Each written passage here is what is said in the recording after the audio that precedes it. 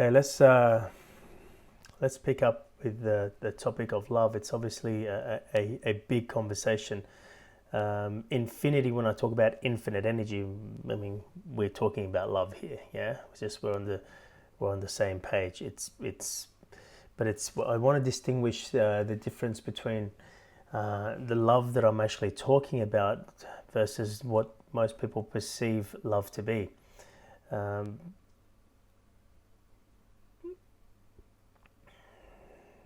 in the last recording, just before, I was talking about the void and the emptiness, and there's a lot of things that people will be doing, whether they're aware of it or not, in order to fill the void. So the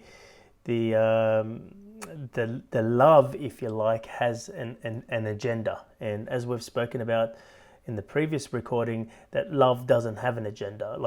If we're talking about true love, it doesn't have an agenda. It doesn't have a reason. And again, if I ever asked a kid, usually a young kid who's really found what they love to do, they're just, new in the workforce, or, they found what they love. Maybe it's an athlete, maybe it's a musician, and you ask that kid, hey, why do you love what you do? And they'll just say usually something along the lines of, I don't know, I just love it.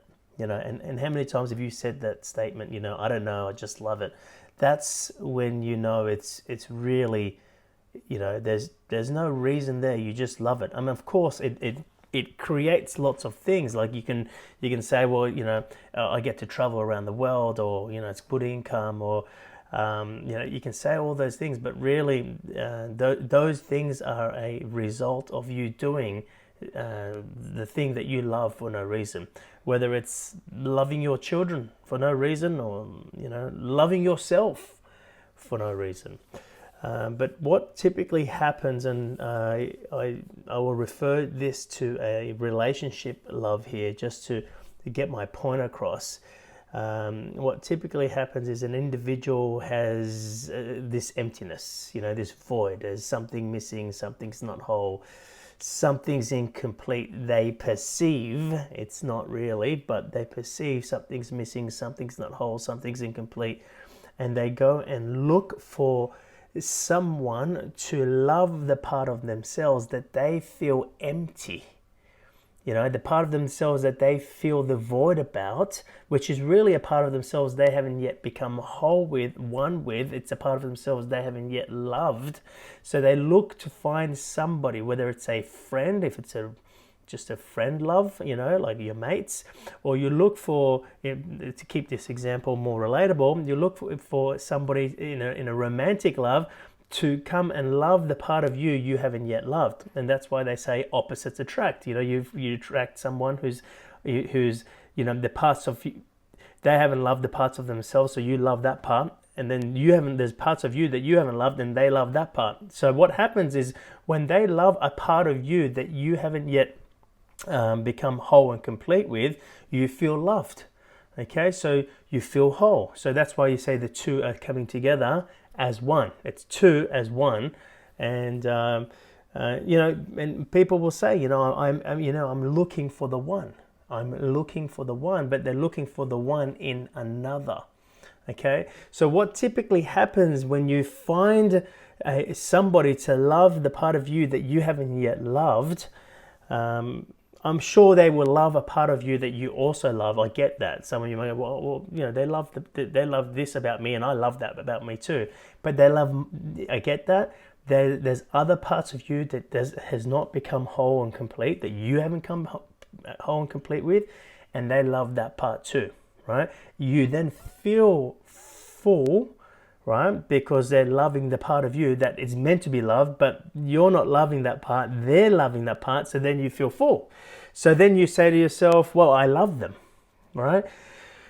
And you got to just be careful there, because what you might as well say is, I need them, because you're saying, I need them to continue to love the part of me that I haven't yet loved, because when they find love for the part of me that I haven't yet loved, I feel loved. So therefore, then you go, because you feel loved, you go, I love you, right? But remember, love doesn't have a reason. Love doesn't have an agenda. If you love them, you don't need them. Okay? Now just stay with me for a sec, because there's a part of your mind will kick in going, if I don't need them, well, you know, why would you be in a relationship if you don't need them? You know, need comes into it. Well, let's have a quick chat about that. So there's this part of yourself that feels empty. You're in a relationship. You're looking for the one. You find what you perceive to be the one because you now have them loving you, loving the part of you that you are not willing to love yet. And you feel love. So then you go, well, I love you. But if they stop loving you, or if they stop loving that part of you that you haven't yet loved, you will feel that void and emptiness again. And it might be momentarily. They might just, you know, their attention in the relationship goes somewhere else. Their attention is not, you know, they're not giving energy to the part of you that was unloved, right? So, you know, you might still be in the relationship, but you feel like they've changed, and you'll say, oh, you've changed because, and you'll have a whole bunch of reasons what they've changed. But really, if you're being honest with yourself, it's because they're not loving the part of you that you haven't yet loved. That leaves a gap, leaves a void, right? So this work that I'm talking to you guys about is all about finding out who you are. It's not just about loving yourself. It's about expanding your consciousness. It's about expanding your awareness. As you expand your awareness, you will find more love for yourself. You will find more love, I could just say. There's just more love as you expand your awareness. You feel more love, right? So that void that you perceive is missing, that actually becomes full of love, because the void is actually the emptiness. The emptiness is actually love itself. So as you expand your awareness, you feel more love, and you find, ultimately what I'm trying to say here, you'll find yourself as the one. This path, this journey that you're taking is about realizing that you are the one. In the story, when you're in the human mind, you're thinking to yourself, I'm looking for the one. You're on the right track, but you're looking for the one in you. The one ocean, the one energy. You're looking for it in you. Now what happens is that when you realize that in you, and this is what I call the work. Most people call it the work. You're working on yourself. It's self-actualization, it's self-realization. You're realizing who the self is, and also who it's not, right? So when you realize yourself as the one, what then happens is that you no longer need to be in the relationship, because now the part of you that you once perceived to be empty and unloved, you feel loved. Now, you don't feel love because you love that part of yourself, which is what you typically do from the mind level, but from the being level, you realize you are love, which is what I was referring to in our first segment when I was talking about why would love need to sit in front of a mirror and say, I love you. You are love itself. Now, when I say you no longer need to be in the relationship, again, your human mind comes in and goes, well, hang on a sec. If you no longer need to be in the relationship, then why would you be? Like I spoke about this before, because you love to, because you choose to. You're not in the relationship to feel whole and complete. You are whole and complete. So therefore you can show up as yourself. You don't need to play any games with the relationship. You don't need them to show up in a certain way or to love you this way. You don't need to control them. There is no control element. You're happy to show up as yourself. You no longer need to be in a relationship if the other individual also does the same and realizes that they find the one in themselves. And again, that's true oneness. And if you need to, go back to what I spoke about when we first started this morning. That's true one. Oneness is realizing that you are the one. The two ones become two infinite beings in a finite world. Why are you here? Why did you come here? I spoke about this earlier on. Did you really think you came here to make a living? Did you really think you came here so people would love you? You are love itself. and you think you're looking for other people to love you. You are infinity itself, and you think you're looking for the infinity or the possibilities outside of you.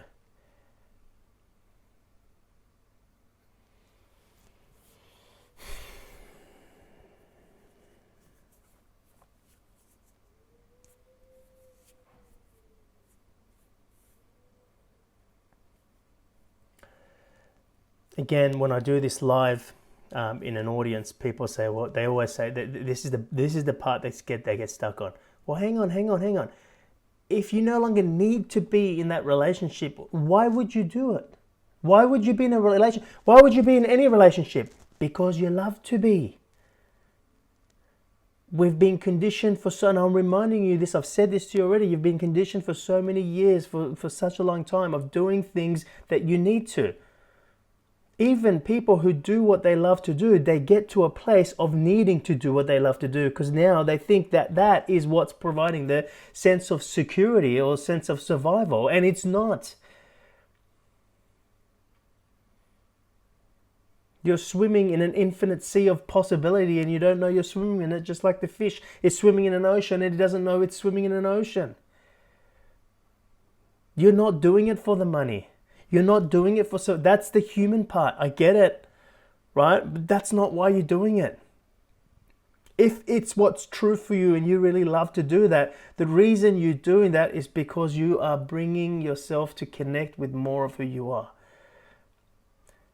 I've been talking a lot about following the feeling, following what you love. People, again, you've probably been doing the same, right? When you're sitting here, you're thinking, oh yes, I follow my feeling. Well, why do you follow your feeling? Have you considered why you follow the feeling? Because it's guiding me to live the life I've come to live. No, you have the deservingness, you have the right to live that life now. You following the feeling is because you're becoming one with yourself. You're finding yourself as the one energy. That's why you follow the feeling. As you follow the feeling, you are becoming more one with yourself. You're expanding your awareness. People think I'm following the feeling because it's going to make me rich. I'm following the feelings because it's going to give me this lifestyle. No, you can have that lifestyle right now. It's a switch. Okay, I get it. It doesn't just happen like that. I get it. I'm not in denial of that. It takes a lot of work, right? But the only reason you think I have to follow the feeling to get a result or outcome is because that's how your mind's been conditioned. You think to yourself, well, I need to work for a living. I need to do this job. Even though I love this job, I need to do it so I can get paid, so I can survive. That's what you've been conditioned to. That's not true. The reason you're following the feeling is because as you follow the feeling, you become more of who you are. Who? Where does the feeling come from? Infinite self, the infinite space. As it moves through you, you become that. Why do you think I love speaking about this? Yes, I know there's a reason I'm here. You might think to yourself, well, you're here because you want to share this message because, you know, people need to hear it right now. But just as much, I'm doing it because I love to. I don't need to. I love to. There's a message there to be shared and I'm going to share it. That's as much I can tell you. So, just like the example I just gave you of the relationship, when the individual finds themselves as the one, that it's not just the relationship here. It's the things that they choose to do. Their view completely changes. And I'll share more about how the view changes maybe a little bit later on today in the next segments. But the view changes, the possibility changes. But most importantly, why they do what they do changes. It's not driven by need.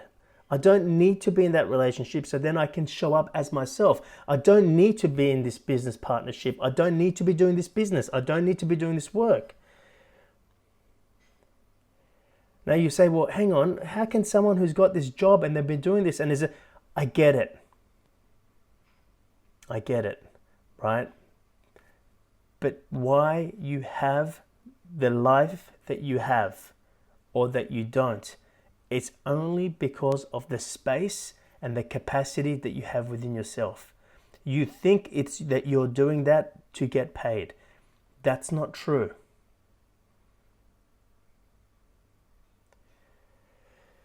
Of course, what I'm sharing with you, it just depends who's listening and where what your experience of yourself is. But, this is, to be honest, I wouldn't normally get up on stage or get here and share this to this depth, because I would think most people wouldn't get it and you wouldn't understand it. In fact, I'll be honest, there's a part of me trying to dumb it down as I'm trying to present it to you, because I'm thinking about the poor people right now that wouldn't understand what I'm saying. But the reason I've decided just to share it and just share it openly and as honestly as I can is because who the fuck am I to say that they won't get it?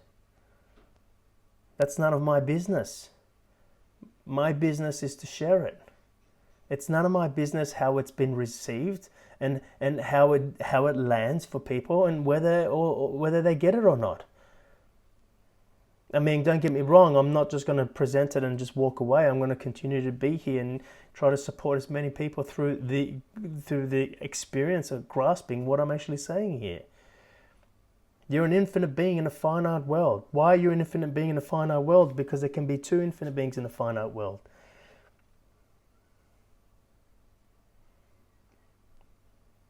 Remember at the beginning I said to you, the one thing that an infinite being could not have is another infinite being unless it creates duality. But the problem is, well, it's not a problem, it's part of the process, is that when you're in duality, every part thinks it is that part. It doesn't realize it is the ocean. The iceberg begins to believe it is that ocean. I have my bottle here. Okay? It's got a good message there, trust the process. But anyway, that's not the point. If I get this bottle, right, and put it on the ocean, and I put a drop of the ocean, and this floats on the ocean, this drop, where did the drop come from? The ocean. I put it into the ocean, I took a drop out. The drop starts to perceive that it is this small. It forgets that it is the ocean. What I'm sharing with you right now is not a learning process, it is a remembering process. You've just forgotten because you began to believe that this bottle, this body is who you are.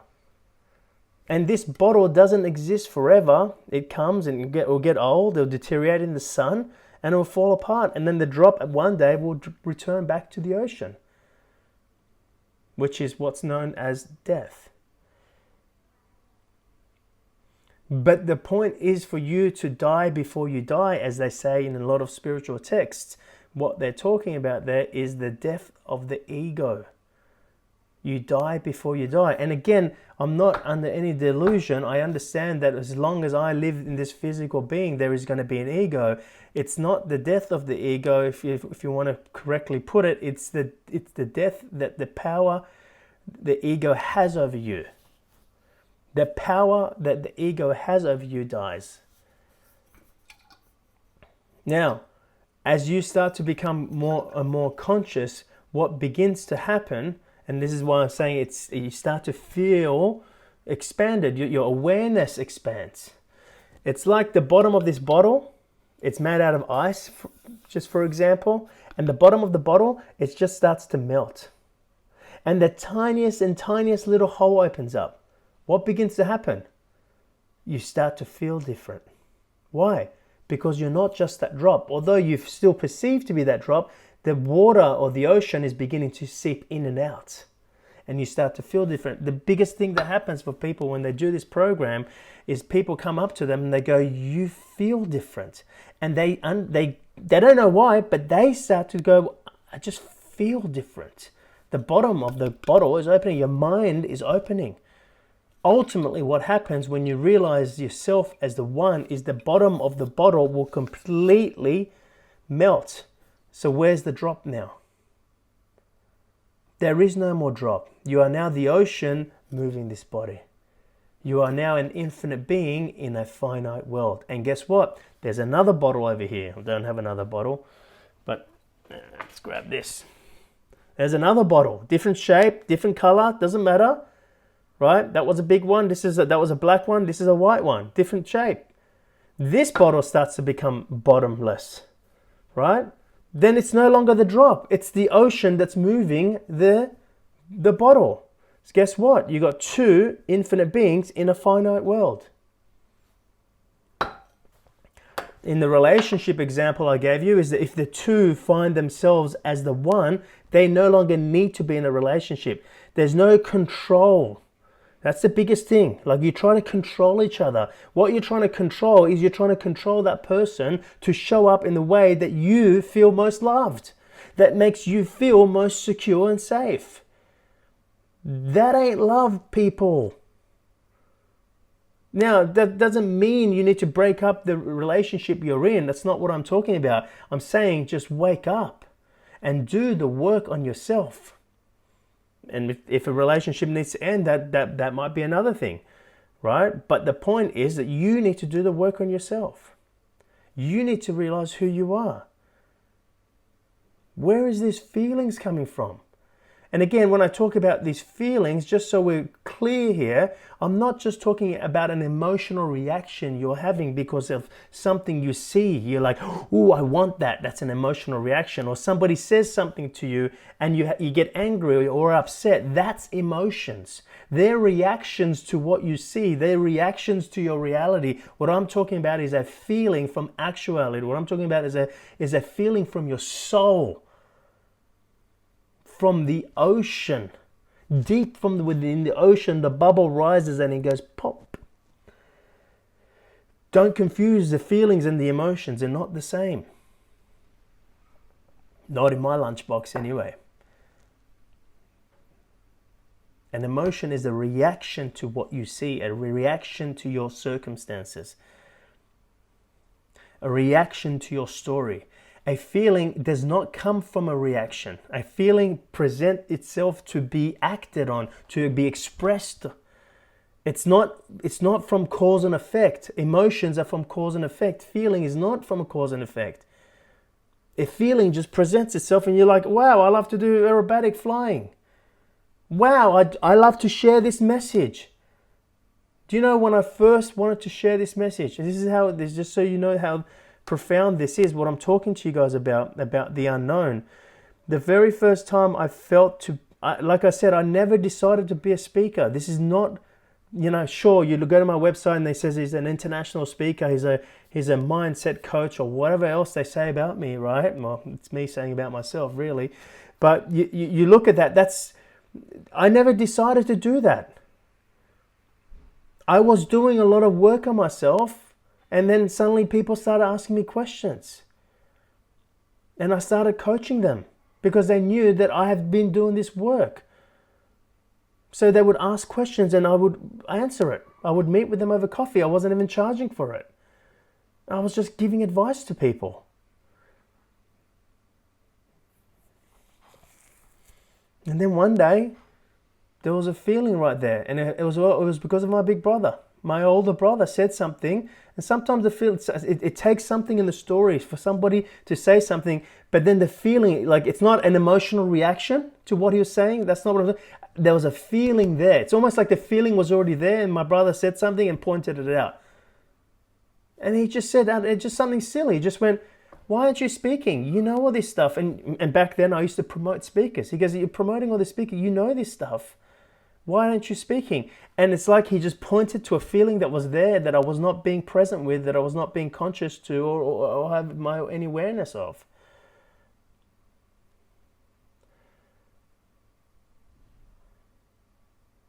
So then I just decided right there, I was just like, you're right. I'm going to speak. So I sat down and I followed the feeling because that's what I would do. This was, I don't know. What year are we now? 15 years ago? And I sat down and I had this name that came to me, The Quest for Truth. So I sat down, I brought my pen and paper, I was going to design this program, and I wrote the name of the program called The Quest for Truth, and that's all that came to me. Nothing else came to me. And I would say to myself, but I'm following why isn't it coming to me? I know what a feeling is. This is not an emotion. This is not something that is fabricated. I feel this. I feel to speak, but nothing's coming to me. And again, that little quiet voice spoke to me and said, it will when you get up on stage. I got that. I was very clear. Okay, so I need to have people in front of me, and then the message will come out. When I'm ready to, so basically what I did, I got ready by inviting 10 of my clients, or not just clients, people I didn't even know. They just came in, borrowed a friend's boardroom, and I started with good morning, and then the stuff was there. And I just kept talking about it, just like I am right now. But this is the first time I'd ever spoken. Keep in mind also, I hadn't done any training for this. I failed high school. I'm not the smartest tool in the shed. That just proved my point.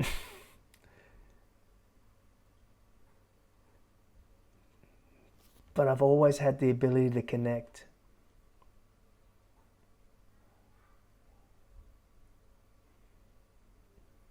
Especially in moments of doubt. When I say doubt in the story, uncertainty. It's like, yeah, but what do I feel? Despite the story, what do I feel in here? Well, I feel to go and do this. That program, The Quest for Truth, then became the WTF experience, which is what you're experiencing right now, which is probably completely different to what I presented 15 years ago. But that became the WTF experience because I would present The Quest for Truth and people kept saying, what the fuck? So as a joke, I said, well, I should call this program the What the Fuck program. Everybody laughed, and then I was like serious about it. And that's what it became. It became the wisdom, truth, and freedom experience. And to be honest, right now, I mean, those who have done the wisdom, truth, and freedom experience, you'll probably know this is probably completely different. I'm not even doing the wisdom, truth, and freedom experience. I'm delivering what needs to be received in the world right now.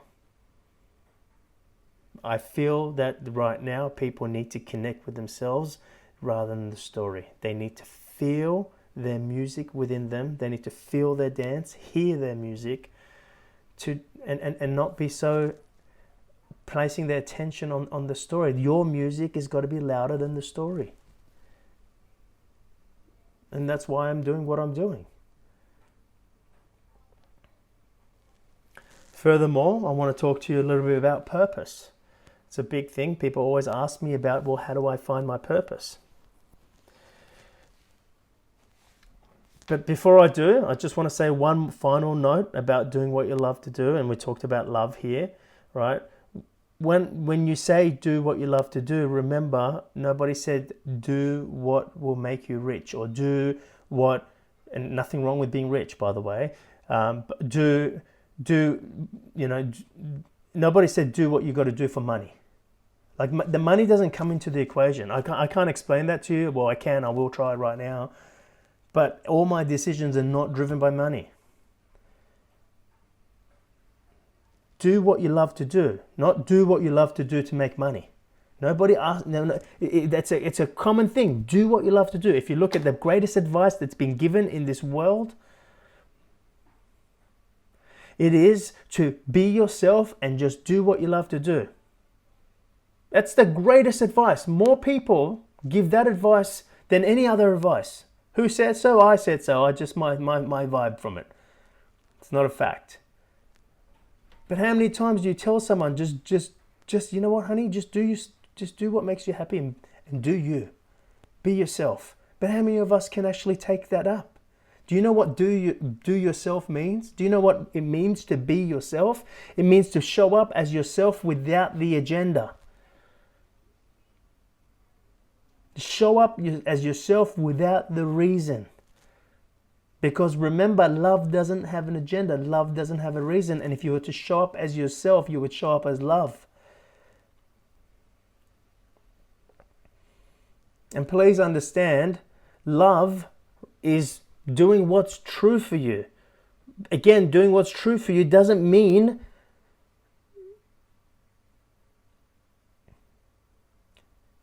doing what makes others happy. I know you might think to yourself, well, hang on a sec, I didn't know he was going to say that. I thought love is all about making other people happy. Love is about doing what's true for you. When you do what's true for you, you allow those and you touch those around you to experience what's true for you, for them. It's none of your business, though. What's true for them might be a negative reaction. They might not like what you've got to say. They might like it. But you're doing it because it's true for you. Because you as the one moves you with that. One of the biggest reasons that people can't do what's true for them is because of their agendas. What's the biggest agenda?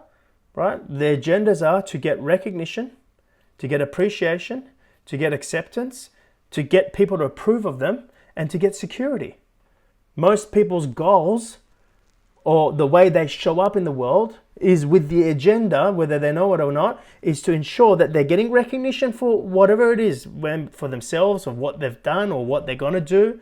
Recognition, appreciation, acceptance, approval, and security. What do you think they're looking for? What do you think the agenda is for? What do you think you feel when you have recognition? When I would speak on stage, I would get an audience member to come up onto stage with me right now. And I'll tell you the story how I normally do this. I would get an audience member to come up and I would tell the audience, I would introduce them so they get to know who that person is. And I would get the audience would do an experiment. And I say, I want you to give as much recognition to this person as you can muster up. Right? There might be like 200-300 people in the audience, right? And I say, how would you give them recognition? They were like, oh, we would applaud. And I was like, how would you applaud? We would applaud a lot. What else would you do? We would stand up on it. Like, I get them to realize how they're going to give recognition. And then I say, okay, 3, 2, 1, go. And these guys get up on their tables, on their chairs, screaming, applauding for this person who they don't really know, but they're standing right next to me. They're whistling, screaming, just giving all the energetic love possible. Clapping. Then I say, thank you. And I give the microphone to the person standing next to me who's my volunteer. And I say, tell me what you feel. And they're just streaming with tears. Seriously, there's videos on YouTube. You can see these examples. I say, what do you feel? They go, I feel love. That's all you're looking for. When you have recognition, you're looking for love. What do you feel when people appreciate you? Love. What do you feel when you're accepted by people? Love. What do you feel when people approve of you, approve of your ideas, approve of your way of living, your way of being? Love. And what's the one thing that you feel when you feel love? You feel safe. When you feel love, you feel safe. So the agenda that you may have, you don't know it. You're actually looking for love, but you're looking for love in all the wrong places. You're looking for love in form, which is a love that you experience momentarily. The recognition doesn't last. That's why sometimes, you get musicians, after doing a big night singing, after that they hit depression. Sometimes they can't get to that high that they just got from the stage, the recognition, the applause. And then they go back to their room and they just feel sad. Because you got to get that applause within yourself. You got to find that love. You got to find the one energy in you. Then you don't need the recognition. It doesn't mean you won't get it. But you don't need it. So when you get it, you will appreciate it, but you wouldn't be like, oh, give me more. Everything you do, all your goals, the way you show up is not driven by getting recognition, appreciation, acceptance, approval, and security. What does that free up? Control. The reason why you're looking to control all those things is because your human part doesn't believe it will survive if it doesn't get love, which is true.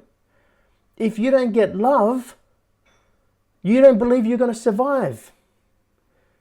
But the human part only understands love from form, not the formless, which is where love is. The love from form is temporary. You get it and it's gone. It's momentarily.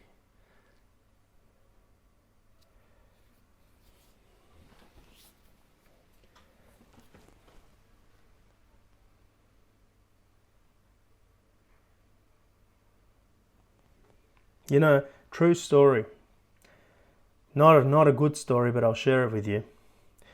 And it's a story of a Nazi concentration camp. And what they did in this concentration camp, they did an experiment. And they took newborn babies away from their mothers, and they split them into two different groups. They gave both group, food, nutrients, and all that kind of stuff. But one of the groups of babies, they didn't give it any love. They didn't give it any affection. They didn't sing to it. They didn't put it to sleep. They just left the baby. They didn't hold it. They didn't give it any love. Where the other group, they did. They gave him love. Do you know what happened to the babies that didn't get any love? They died. Google it. True story.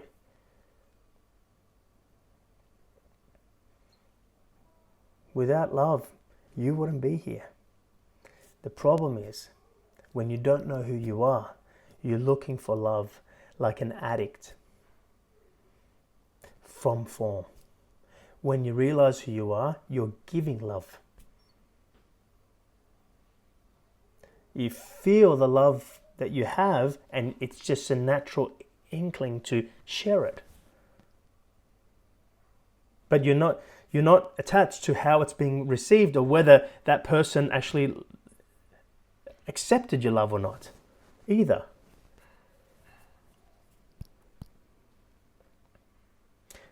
You're just looking for love in all the wrong places. What you're looking for, you're not looking for the one in a relationship. You're looking for the one in yourself.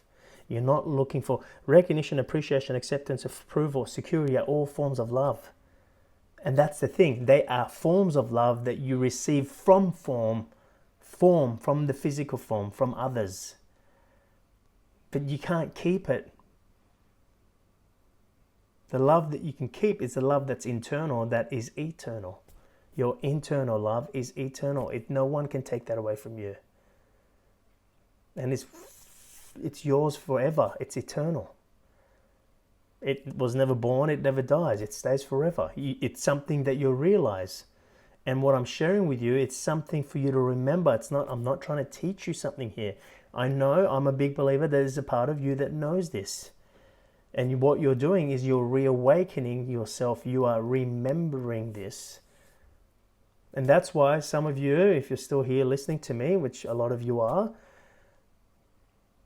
it feels familiar, what I'm saying to you. There's a part of me talking to a part of you, and you're like, this feels familiar. Yeah, I'm having a what the fuck, snap, crackle, pop moment, as you said. But it feels familiar. Yeah, I might not understand it. Yeah, it feels intangible, but this feels familiar because it is. You are remembering this. I remembered what I knew. I just didn't know I knew it. And of course, I had my sweet little mother, who's not so little. I mean, when I say not so little, I'm not talking about physically. But she's the person who helped me remember. And I'm here to do the same for whoever is there to remember. Remember what? Remember why you're here. Remember where you came from. Remember where you're ultimately going. And then tell me, are you afraid? There's no such thing. I mean, are you afraid internally, like where you where you get anxiety and you get depression. That's what I'm talking about. I mean, sure, if I go to the edge of a cliff, I'm going to experience fear. Yeah, that's there to support you. Don't walk at the edge of the cliff. Oh, fear. A spider might come in, I might jump. Whoa! That's not what I'm talking about, though. I'm talking about the fear that dominates you, dominates your existence. You become the fear. The way you see your whole life is from that fear. Look at the stuff that's going on in the world right now. What are you afraid of? What do you think the disease or virus is? Energy. Yes, it has a role to play, and its role is to do what it's doing. I get that. I'm not in denial. We all have roles until you peel the curtain back and you'll see the hand that's moving the puppet rather than the puppet. Most people see the puppet and they're like, oh, look at that puppet. It's a big puppet. It's a scary virus. It's a scary... But hey, pull the curtains back and look at the hand that moves the puppet. And if you look long enough or do the work long enough, you realize it was your hand. Maybe that's too early to hear.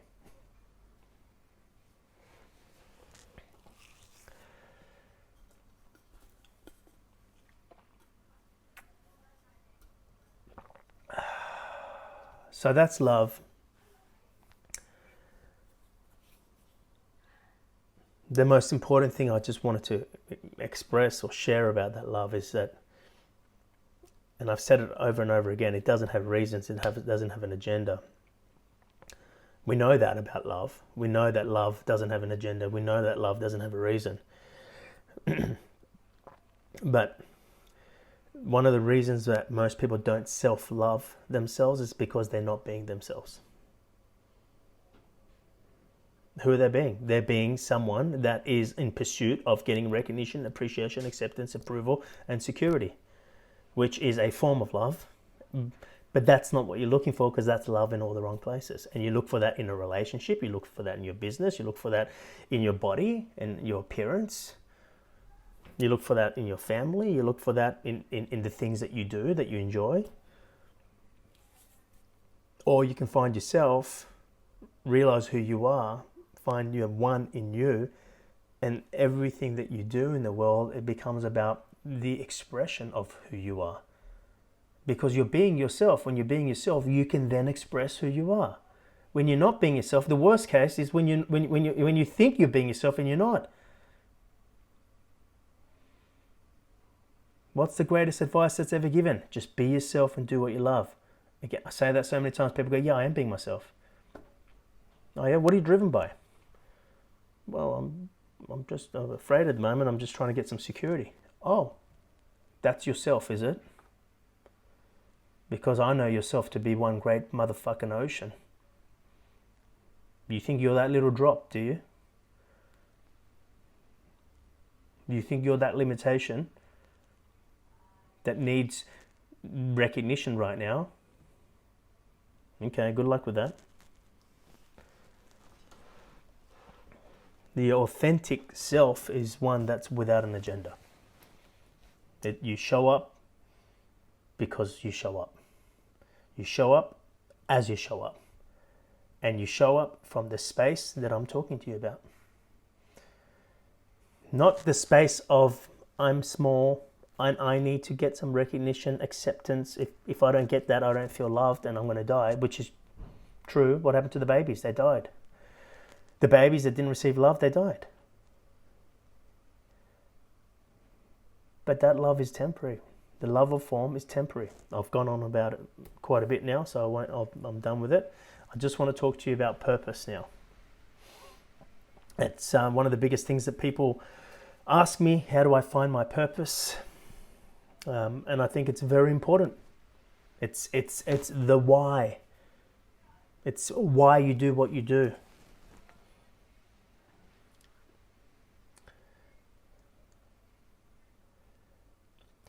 The biggest thing I can tell you, and just to give it to you straight about purpose, is that purpose is not found in what you do. Now, the purpose that you perceive to find in what you do is your why for the agenda. Oh, I'm doing this, and you have a why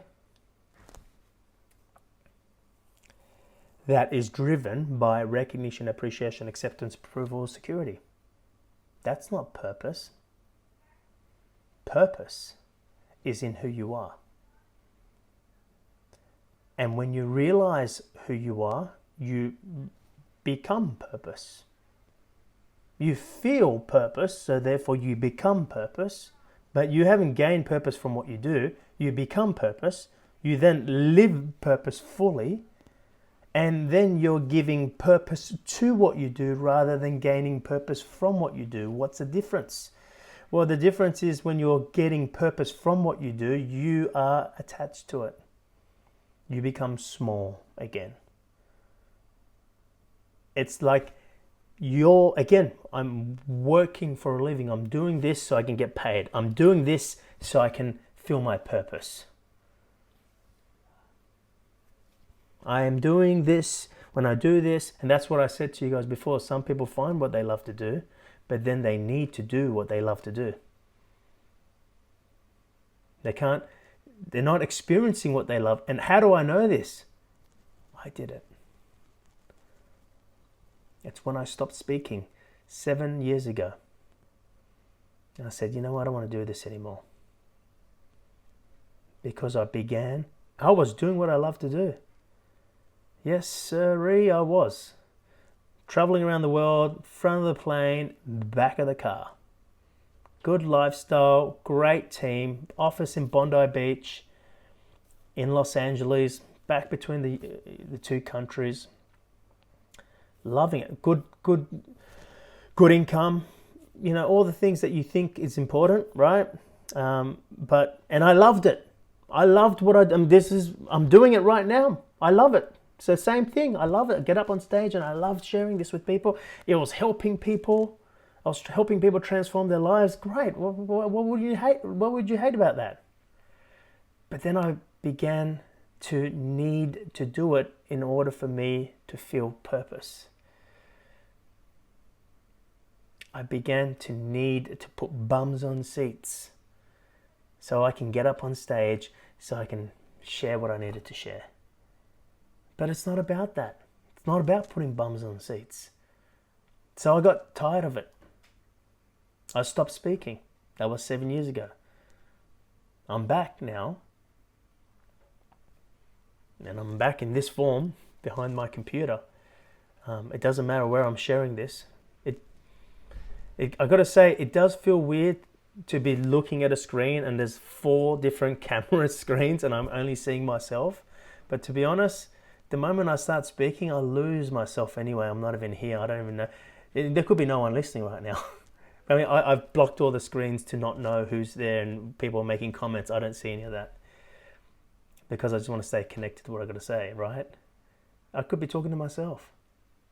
I love it. As the feeling moves through me, I feel the love for it. So, purpose is not in what you do. If it is, then you become a slave to doing that. Because without you doing that, you're not going to have your purpose.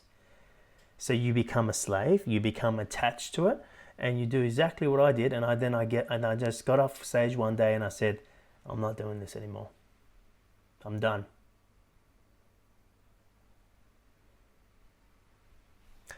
And the reason I'm back, I actually came back 2 years ago, but I've just been behind the computer, which I still am, which I have no problem with. But my mother one day said to me, when I got it was more than 2 years ago, but it kind of stayed with me for a number of years. I got my commercial pilot license, and for someone who's never graduated, well, I did graduate from high school, but I didn't pass. I got in New South Wales, in Australia, if you get a mark that's lower than 15 out of 100, they just give you a piece of paper that says 15 and under. That's what I got. So I got 15 and under. So when I 5 years ago or something, when I decided to get my commercial pilot license. Again, the decision was made. It was there. I followed the decision. I got my commercial pilot license, and it was a big accomplishment for me because I never went and studied anything.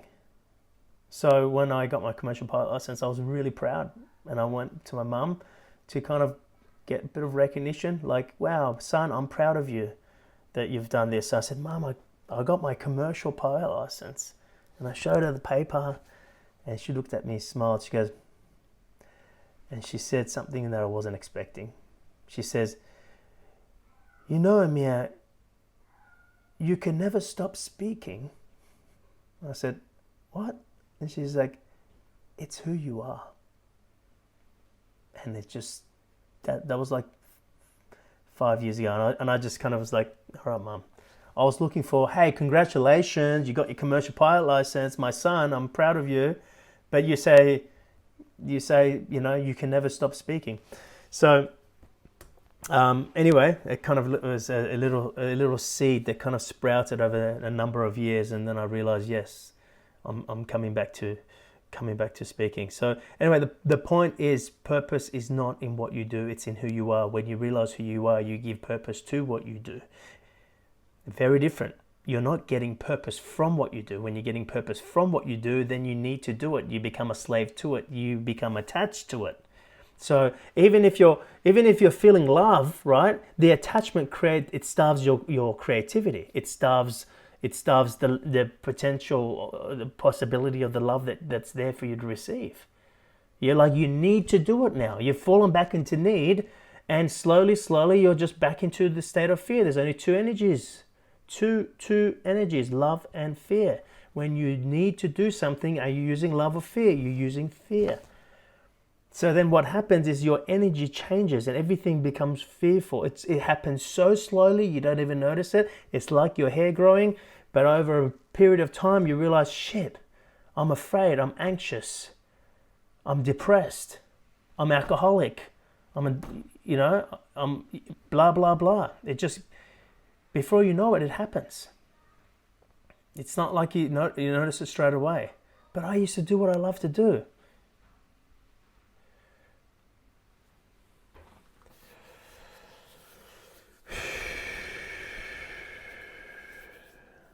So yeah, that's purpose for you. Again, it's all aligned with what I'm saying. Purpose is in who you are. I mean, purpose is in the ocean. It's not in the iceberg. The iceberg has its why, okay? And its why is driven by the agenda. And what's the agenda?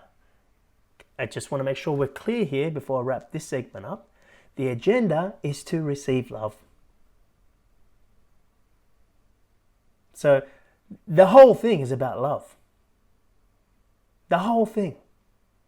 It's just which love? The agenda to be loved or the agenda to give love? You can't give love. Those who are being very spiritual and woo-woo for me right now, okay? You can't give love that you don't have.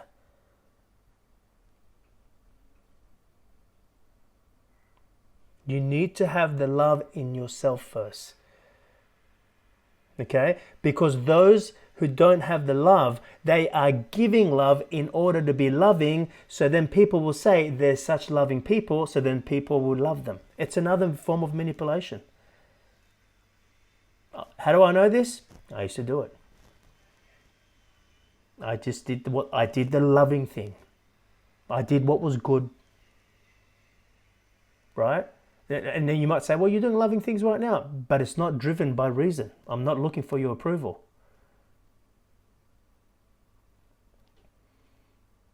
Not looking for your recognition. Back then, it was driven by reason. I was doing the loving thing because then people would love me, saying he's such a loving guy. He's worked hard all his life, or that wasn't me, but I'm just giving you examples. Oh, he's worked hard all his life. Such a loving person, but never really got anything out of life. Yeah, because you worked hard. You were just doing the loving thing because you were looking for love. Hey, find the love in yourself. And again, please, I want to make this clear. You don't find the love in yourself by loving yourself. Why would love need to love itself? You need to find the love in yourself by realizing who you are. Find yourself, your authentic self. You then become love. You then become purpose. You then give purpose to what you do. You then give love to what you do. Not look at getting purpose from what you do. Not look at getting love from everybody. Please love me. I'm so unloved. You don't have to be. I get it. If you feel unworthy, if you feel unloved, it's important that you get love. Okay. And you'll get it through people appreciating you, accepting you, approving you, yeah, you get it. You know, I'll finish on this. So they say that the number one fear we have as human beings is the fear of public speaking. Now, the truth is, it's not the fear of public speaking. It's that when you get up on stage and you have a whole bunch of people, you have an audience, you have more than one person listening to you, you have the potential of being rejected by more than one person. Maybe by hundreds, maybe by thousands. Right now, there's hundreds of people listening to me. I have the potential to be rejected by hundreds of people. Especially I can't even see their facial recognition or facial or body language. I could be getting rejected. The fear is not even rejection though. The fear is being unloved. Because when you feel rejected, what are you feeling?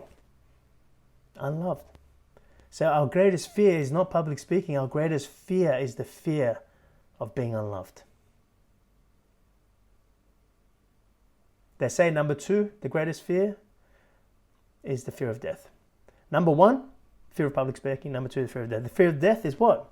It's fear of the unknown. Get to know who you are. Wake up. Wake up here. There'll be no fear. Become conscious. Wake up. It's time to wake up. Time for you to remember. Remember where you came from. Remember why you're here. And remember where you're ultimately going. That's it. They're the 3 important questions that you need to ask yourself. Who am I? Why am I here? Where am I going?